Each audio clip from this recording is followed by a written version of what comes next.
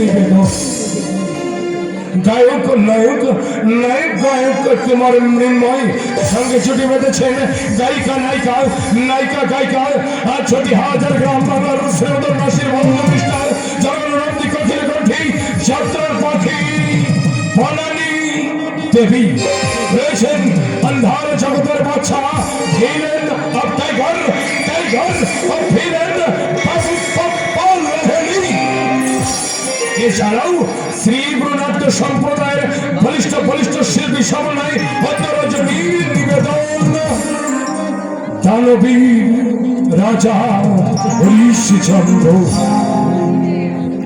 দানবীর রাজা হরিশ্চন্দ্র দানবীর রাজা হরিশ্চন্দ্র।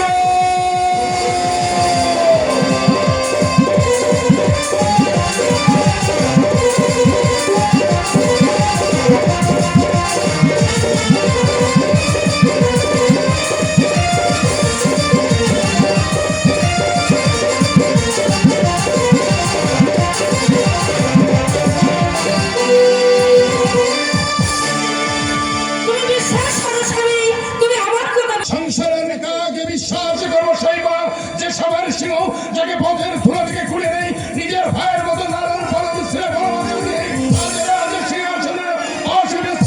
দিয়েছি সেই সামর ছিল। আজ যদি রাজত্রে হয় তবে আর কেন নারী স্বামী সমাজ সীমাটা তেমন নন এর নিশ্চয় তার স্ত্রীর প্ররোচনা। একে তুমি বলছো ঠিকই বলছি স্বামী। আমি সেদিন তার চোখে মুখে দারুণ জিজ্ঞাসা দেখেছি। মনে হয় সে আমাদের কাউকে সহ্য করতে পারছে না। মন্ত্রীর ভূদেবের কন্যা কাবেরী আজ যার মঙ্গল কামনায় ঈশ্বরের কাছে প্রার্থনা না করে তুমি আমি জলগ্রহণ পর্যন্ত করি না সেই কাবেরী আজ রাজরানী হওয়ার আশায় মরিয়া হয়ে তবে আর কেন রানী এসব এই সিংহাসনটাকে আগুন ধরিয়ে দিয়ে তোমার আমার দু চোখ জেগে দেখে যায় আমরা সদিকেই। তুমি না রাজা, তুমি না অযোধ্যা অধিপতি, এই ক্ষত্রিয় সন্তান, এই ভীরুতা কাপুরুষতা তোমার যে শোভা পায় না স্বামী। রাজ্যের সমস্ত প্রজাকুল যে তোমার মুখ পানে চেয়ে বসে আছে। সব জানি সেই পাবি সব জানি তবে মাঝে মধ্যে আমার যে বলো ভয় কেন স্বামী? কিসের ভয়? শত্রুপক্ষ যতই প্রভাবশালী প্রতাপশালী হোক না কেন তাদের খবর করতে আমার পুত্ররা কিন্তু ঘরের শত্রু। কেন তো ভাবছো রাজা এই বিদ্রোহ দমন করা কি এতই কঠিন? কঠিন সেই কঠিন তোমার আমার পুত্রের হয়ে যাচ্ছ। আজ যদি বিদ্রোহ ঘোষণা করতো তা দমন করতে যত না কঠিন হতো তার থেকে অধিক অধিক কঠিন। তা পারবে না, কারণ আমি যে মা গর্বে না ধরেও যাকে আমি ছোট্টবেলা থেকে সন্তান স্নেহে লালন পালন করে ভালোবেসে এসেছি, যে আমাকে মাতৃত্ব দাবি নিয়ে ভক্তি শ্রদ্ধা করে এসেছে, সে সবার সিংহ যদি সত্যি বিদ্রোহ করে তাহলে সেই বিদ্রোহ দমন করতে আমি দাঁড়াবো মাতৃত্ব নিয়ে তার সম্মুখে। পারবে না সেই মা তুমি পারবে না যে সামার সিংহের ভয়ে তোরা ভারতবর্ষ থর করে যার ভয়ে এর থেকে বিদ্রোহ ঘোষণা করতে ভয় পায় সেই সমর সিংহ। বিচার করুন মহারাজ, ওই রাজদ্রোহী বিচার করুন। রাজদ্রোহী সবার সিংহ, সবার সিংহ, সবার সিংহকে আপনি বন্দী করেছেন। সে আপনার জামাতা জামাতা বলে আমি তাকে শুধু বন্দী করেছি, পুত্র হয়ে আমি তাকে শিরাচ্ছে। বিচার করুন মহারাজ, বিচার করুন, এই রাজদ্রোহীর বিচার করুন। বিচার আমি করে রেখেছি মন্ত্রী বন্দীকে বিচার জন্য এই রাজদরবারে এসেছি। আপনি মুক্তি দেওয়ার কে? রানীর এই বিচার ক্ষেত্রে নয়, তবু যে তাকে মুক্ত করে দিতে হবে মন্ত্রী। আপনি আপনি কি? আমি রক্তি বংশী গড়া তোমাদের মতো সাধারণ একজন মানুষ। আমি ন্যায়ের পূজারী, ধর্মের সেবক, নীতিতে আমি মহান, কর্তব্যে আমি কঠোর। এই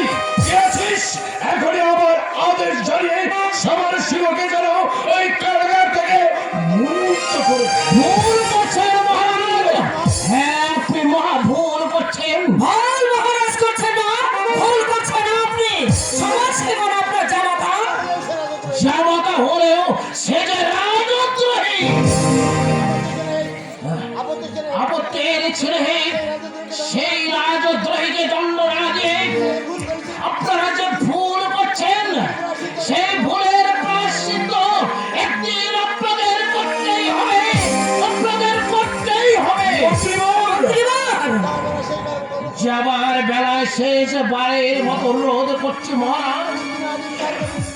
রাজদ্রোহীকে মুক্তি না দিয়ে বিচার করুন মহারাজ, বিচার করুন। নইলে ওই রাজদ্রোহী একদিন আরো শক্তি সঞ্চয় করে এই রাজ্যটাকে ধ্বংসের অতল তলে তলিয়ে দেবে মহারাজ, অতল তলে তলিয়ে দেবে। কার বিচার করছেন দাদু? রাজদ্রোহী কে রাজদ্রোহী? ওই সমাজ ছিল। তাকে তো এইমাত্র রাস্তা থেকে বেজে দেখলাম।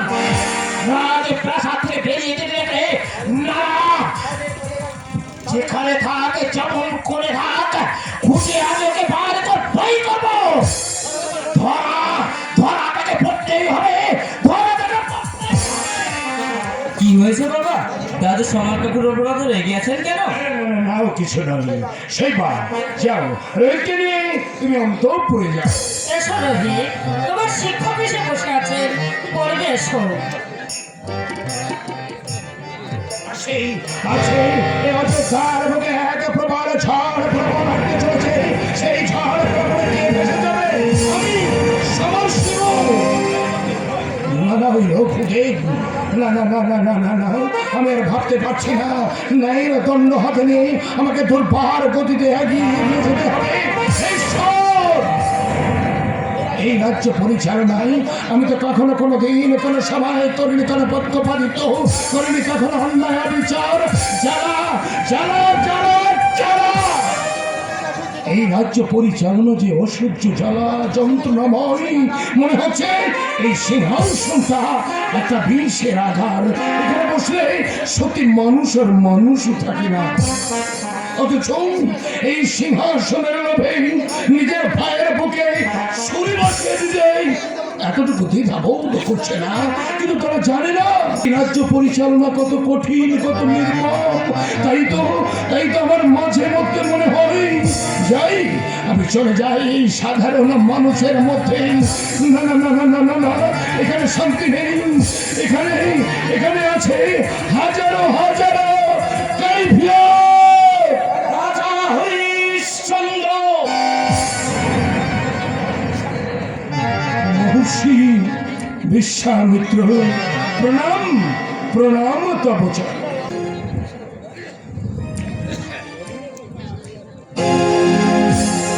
এবার বলুন মহর্ষি, যেহেতু এই অভাজনের নিকট আপনার শুভ আগমন।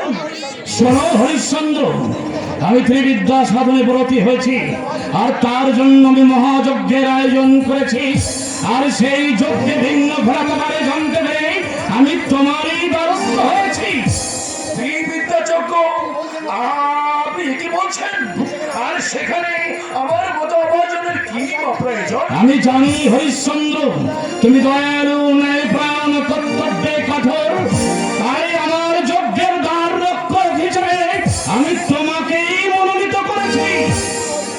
কিন্তু মহর্ষি, না হরিশ্চন্দ্র, না, কোনো কিন্তু নয়। আশা করি তুমি আমার প্রস্তাবকে প্রত্যাখ্যান করবে না। তাই কখনো হয় না। আমি পারি, আপনি করবেন ত্রিবিদ্যাযজ্ঞ আর আমি হব সেই জগন্নাথ। এটা আমার কয়েক জন্মের পূর্ণ ফল। প্রীত হলাম বৎস, ত্রিবিদ্যা সাধন আমার জীবনের মহান ব্রত। সৃষ্টি স্থিতি সংহারের দেবতা এই ব্রহ্মা বিষ্ণু মহেশ্বরের শক্তিকে আমি একলাই আয়ত্ত করতে এই ত্রিবিদ্যা যজ্ঞের আয়োজন করেছি। আর এই ত্রিবিদ্যা যজ্ঞ সফল হলে আমি হব ভগবান বিশ্বামিত্র।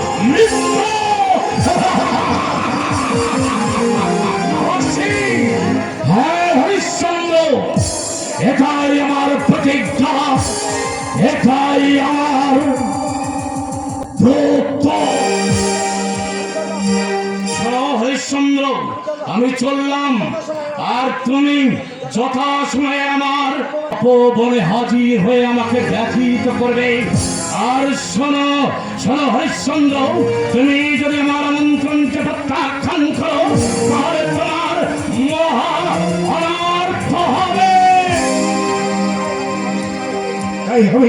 তাই হবে মহর্ষি, তাই হবে। কিন্তু বিশ্বামিত্রের কি উচ্চাসা, যিনি সাত্ত্বিক সাধক, তিনি চার ব্রহ্মা বিষ্ণু মহেশ্বরের সমস্ত শক্তি একাই করায়ত্ত করে ভগবান হতে। না না না না না, এ তো লালসাময় উচ্চাসা। না না, এ কখনো সম্ভব না। কি সম্ভব নয় মহারাজ? বিশ্বামিত্রের ভগবানত্ব লাভ। এটা বলছেন উচ্চাবিলাস। ব্রহ্মা বিষ্ণু মহেশ্বর যার শক্তি মাত্র এক অংশ ধারণ করে আর বিশ্বামিত্র বলে লাভ করবে ভগবানের পূর্ণ শক্তি। হ্যাঁ শৈব, হ্যাঁ, তার জন্য মহর্ষি বিশ্বামিত্র আমাকে নিমন্ত্রণ করেছেন। কেন জানো? ত্রিবিদ্যা যজ্ঞের আয়োজন করছেন, আর সেই ত্রিবিদ্যা যজ্ঞে তার রক্ষক হিসেবে তিনি আমায় নিমন্ত্রণ করেছেন। সেটি তুমি এই মহর্ষির নিমন্ত্রণ গ্রহণ করেছো? হ্যাঁ শৈব, হ্যাঁ। না না বাবা, তুমি ওই জায়গায় যাবে না বাবা। ও বড় হিংসুটে মনি, যে সর্বত্যাগী মানুষ হয়ে ভগবান হতে চায় তার আশা কোনোদিন পূর্ণ হয় না বাবা। ছি ছি বাবা, ছি, ও কথা বলতে নেই। কেন বলবো না? মনীষী তপস্যা সিদ্ধি লাভ করতে পারে, কিন্তু ভগবান হতে পারে না। ঠিক ঠিক বলেছো বাবা, তুমি ঠিক বলেছো। অবশ্যই সিদ্ধি লাভ করে অনেক অলৌকিক দেখানো সম্ভব, কিন্তু ভগবান হওয়া আদেও সম্ভব নয়। লোভ, লালসা, দুরাশা মানুষকে ধ্বংসের পথে ঠেলে দেয়, আর যখনই ব্যক্ত হয় তখনই ভগবানকে দোষারোপ করে। তুমি দেখে নিও, মহর্ষির এই দুরাশা কোনোদিনও পূর্ণ হবে না। ওই দাম্ভিক মুনি জানে না যে ভগবানকে পদনত করা কারো সাধ্য নেই। তুমি ওই যজ্ঞের দক্ষ হিসেবে যেও না বাবা, এতে হয়তো দেবতার সে আমাদের অমঙ্গল হতে পারে। মঙ্গল তবু যাবাই যেতে হবে। জানো জানো, আমি তাকে কথা দিয়েছি, সেই ছোট্টবেলা থেকে সত্যকে আঁকড়ে ধরে আজ আমি বড় হয়েছি। তোমাদের কোনো অনুরোধ, কোনো অনুমোদনে আমি সেই কথা আবার করতে পারবো না রোহিত, পারবো না। তবু ওই যজ্ঞে আপনি যাবেন না মহারাজ। একত্রিশ কোটি দেবতা যার সাধনায় ভক্ত, দৈত্য দানব অমর্ত্য লাভ করেছে, যারা ধ্বংস হয়েছে সেই ব্রহ্মা বিষ্ণু মহেশ্বর, যার শক্তির মাত্র এক অংশ, সেই দাম্ভিক মুনি ত্রিবিদ্যা যজ্ঞ করে ভগবান হতে চায়। তুমি ঠিক বলেছো দাদু, অতি লোক মানুষকে ধ্বংস করে দেয়।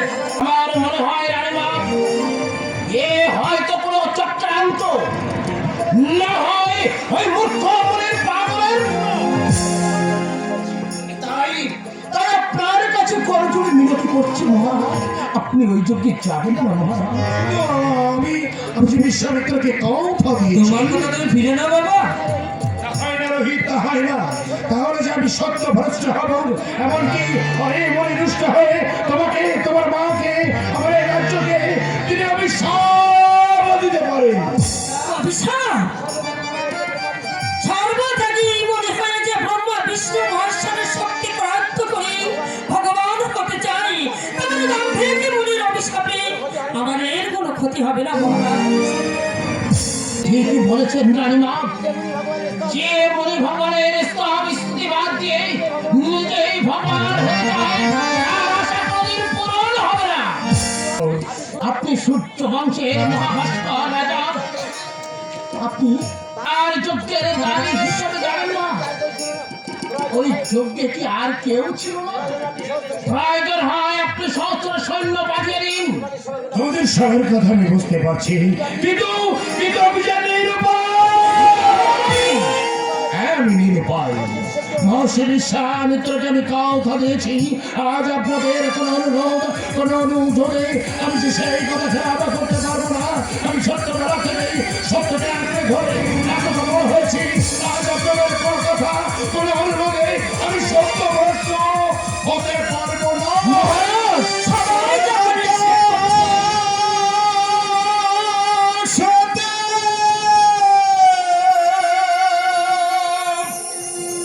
জমে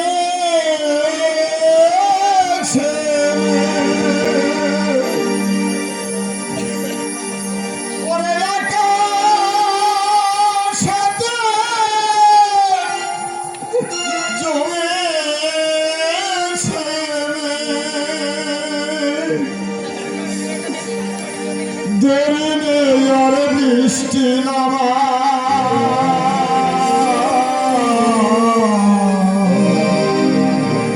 সুখের ঘরে লাগে বাকি জীবন কাঁদবি সুখে ঘরে লাগে বাকি জীবন কাঁদবি ওরে আকাশ সে তার জগেছে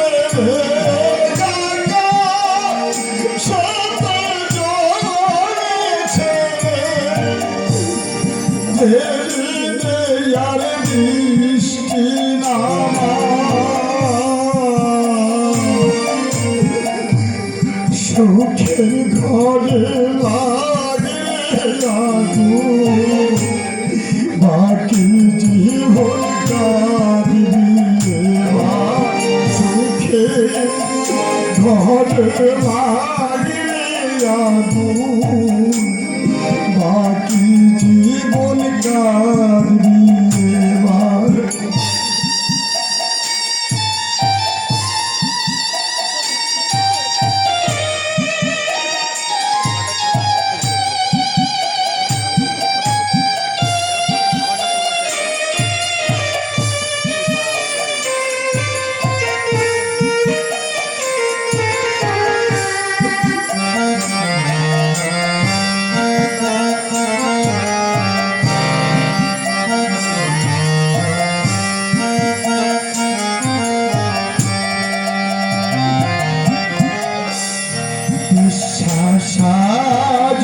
বিশ্বাস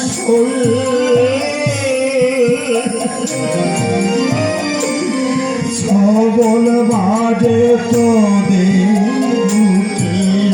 বিশ্বাস আজ বিশ্বাস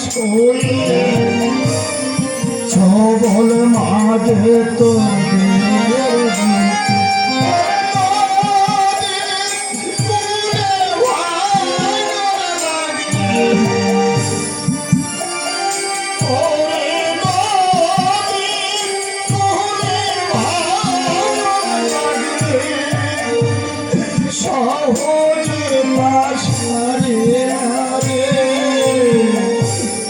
সুখে ঘরে লাগে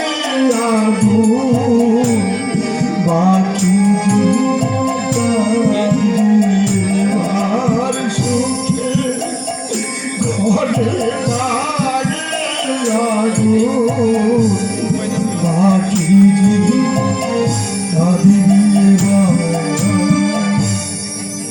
যাবেন না মহারাজ ওই অধর্মের যুদ্ধে যোগ দিয়ে আপনার নিজের বিপদ আপনি নিজে ডেকে আনবেন না মহারাজ হ্যাঁ সে বড় মহাবিপদ যে বিপদে সবার মন থেকে মুছে যাবে হাসি আনন্দ রাজ্যের মধ্যে শুরু হবে প্রবল ষড়যন্ত্র সত্য রাজ্যে প্রজাদের উপর চলবে মহান নিপীড়ন শুধু শুধু তাই না মহারাজ দেবকুল অলক্ষের চক্রান্ত আর মহর্ষি দুরাশার চক্রান্তে রাজ্যের ভিতর শুরু হবে প্রবল ষড়যন্ত্র আর সেই ষড়যন্ত্রে আমরা কে কোথায় ভেসে যাব তা আপনি জানেন না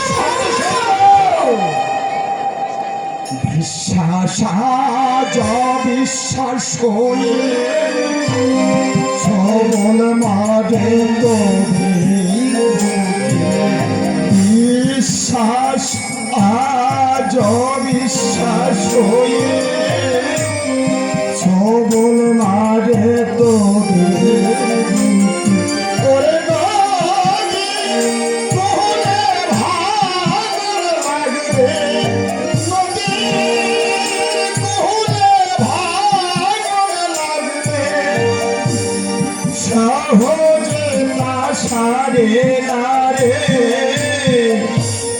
সুখে ঘরে লাগে বাকি জীবন কাঁদবি ঘটে লাগে বাকি জীবনটা আরে ও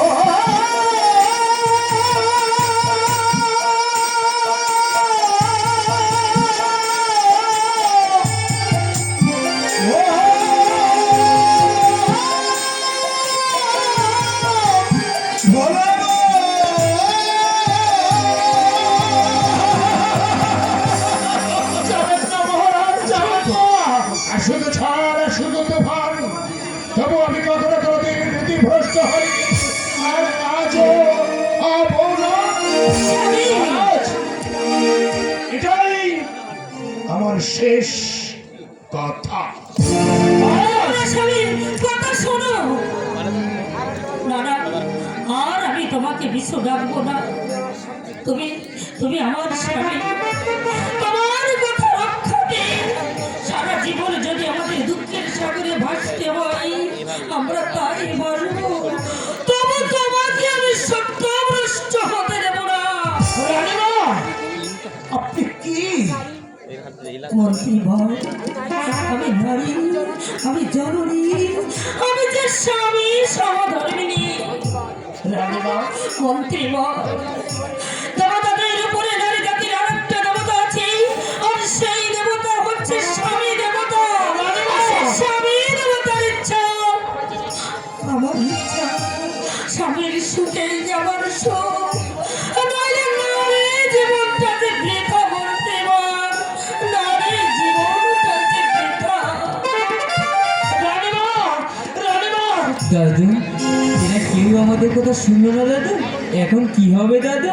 কি আর হবে দাদু ভাই আমি ভগবানের ইচ্ছা তবে এটা আমি বেশ বুঝতে পারছি দাদু ভাই। রাজা বাবু যখন এই অধমের চোখে দিয়েছে তখন এই দেবতাগণ নিশ্চয়ই রুষ্ট হয়ে চলো দাদু চলো আমরা সবাই মিলে বাবাকে ফেরানোর চেষ্টা করি। হ্যাঁ তাই চলো দাদু ভাই তাই চলো যেভাবে হোক যেমন করে হোক আমাদের মহারাজকে ফেরাতে হবে। চলো দাদু ভাই চলো।